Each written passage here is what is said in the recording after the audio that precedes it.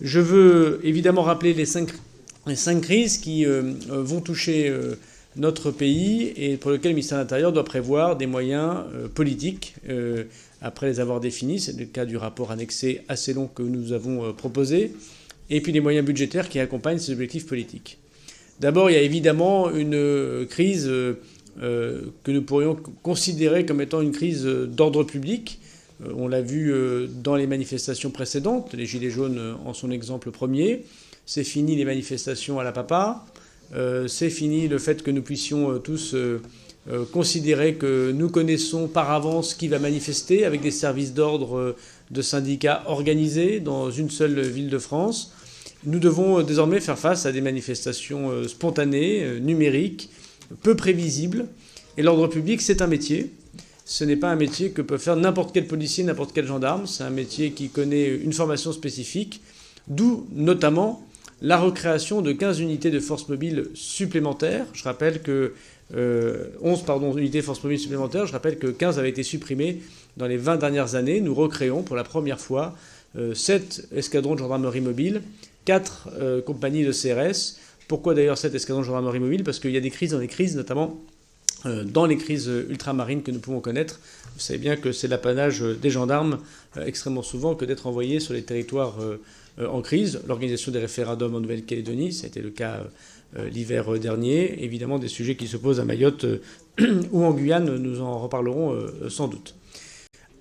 Avec la crise de l'ordre public, naît une deuxième crise qui est la crise cyber, qui est l'objet d'ailleurs essentiel des crédits que nous vous demandons, puisque sur les 15 milliards d'euros supplémentaires, plus de la moitié sont pour le cyber et pour le numérique au ministère de l'Intérieur, soit pour simplifier la vie des policiers, des gendarmes, des agents de préfecture eux-mêmes, de faire l'impôt à la source finalement au ministère de l'Intérieur, simplifier un certain nombre de procédures qui aujourd'hui démobilisent nos agents, qui nous disent qu'ils sont pris par la paperasse ou par les difficultés de discussion avec les citoyens ou avec la justice.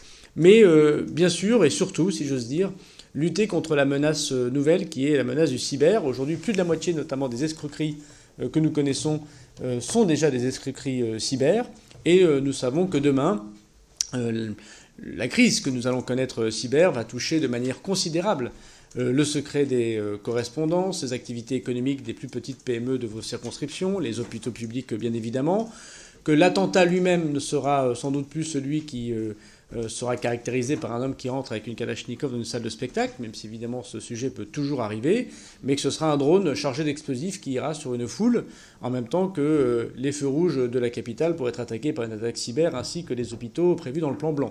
Et là, ce n'est pas quelques dizaines ou quelques centaines de morts, mais potentiellement des milliers de morts, au sens littéral du terme bien évidemment, auxquels nous devons nous préparer. Et c'est pour ça que les crises que nous connaissons dans le monde militaire, parce que les attaques de drones armés existent dans les opérations extérieures aujourd'hui, vont évidemment s'importer dans le monde de la politique de la sécurité intérieure. Et nous devons voir comment nous pouvons répondre à cette crise terroriste nouvelle, ces menaces nouvelles. Et le cyber, évidemment, en fait particulièrement partie dans ce que désormais nous appelons la guerre hybride et qui a connu son arrivée, si j'ose dire, pour les Français pendant le conflit ukrainien. Après la crise d'ordre public, après la crise cyber, nous avons évidemment une crise de sécurité civile due au réchauffement climatique.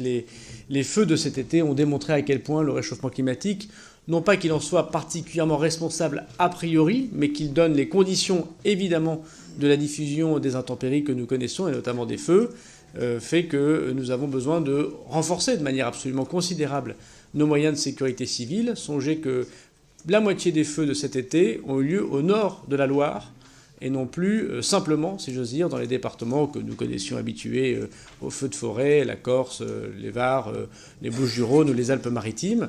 Lorsque le Jura est concerné, lorsque la Bretagne connaît des milliers d'hectares qui brûlent, lorsque la Maine-et-Loire connaît des milliers d'hectares qui brûlent cet été, nous devons adapter nos systèmes aériens, nos systèmes d'intervention, évidemment, qui coûtent beaucoup d'argent, dont la LOPMI d'ailleurs, avant même les annonces du président de la République, qui seront complétées, Monsieur le Président, pendant le débat budgétaire et le débat de la LOPMI, être au rendez-vous de cette crise de sécurité civile qui fait naître aussi un quinquennat qui n'a connu les pires intempéries de notre histoire récente. Nous avons commencé le quinquennat précédent par Irma, à Saint-Martin. Nous l'avons quasiment terminé avec la Vésubie et la Roya à la fin du quinquennat. On voit bien que, indépendamment des feux, des questions relevant du réchauffement climatique et de l'intervention du ministère de l'Intérieur, puisqu'on en a la responsabilité en moyens technologiques et en moyens techniques et humains, est très important. Après la crise d'ordre public, après la crise cyber, après la crise de sécurité civile, je veux évidemment souligner l'importance de la lutte contre la délinquance et de nouvelles formes de délinquance qui sont aujourd'hui au rendez-vous de notre constat et qui vont s'aggraver demain, en complément d'ailleurs de la crise cyber. Les points de deal demain seront en très grande partie numériques. Nous aurons à saisir des actifs financiers, ce que nous ne pouvons pas faire. C'est d'ailleurs le principe même d'un des articles de loi de cette LOPMI. Et nous ne pouvons pas ignorer qu'une grande partie de l'argent sale désormais circule de manière numérique et que les dispositions technologiques comme la crypto ou les moyens de téléphonique moderne nous empêchent le fait que les écoutes téléphoniques classiques, les moyens de présence sur la voie publique ont considérablement changé notre intervention. Et je ne parle même pas de la voiture autonome qui, dans 7 ou 8 ans, va complètement changer la façon dont les motards, par exemple, feront des contrôles autoroutiers. Évidemment, il faut réfléchir à tout ce sujet, d'où d'ailleurs des moyens extrêmement importants mis en formation, initiaux et continus dans ce texte de loi. On aura l'occasion d'en reparler. Et il y a un objectif simple qui est le doublement de la présence de la voie publique. Et je crois que nous détaillons très largement comment on atteint ce doublement de la présence sur la voie publique, à la fois en faisant des réformes internes au ministère de l'Intérieur, je pense au cycle horaire, en augmentant les effectifs.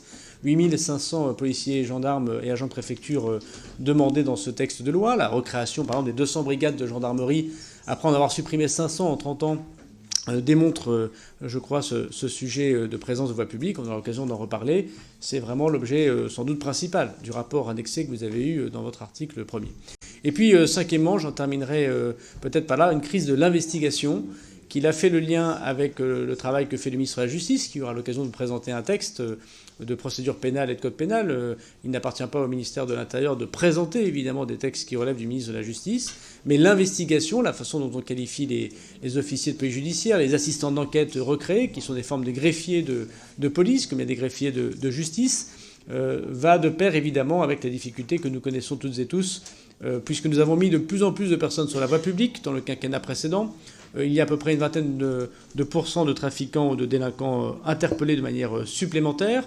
Mais il faut évidemment faire des enquêtes, il faut évidemment les produire, il faut les présenter à la justice. Et dans la réponse pénale qui nous paraît parfois décevante, il y a beaucoup de travail incomplet des services du ministère de l'Intérieur par manque de PJ, vous le savez bien, dans chacun de vos territoires.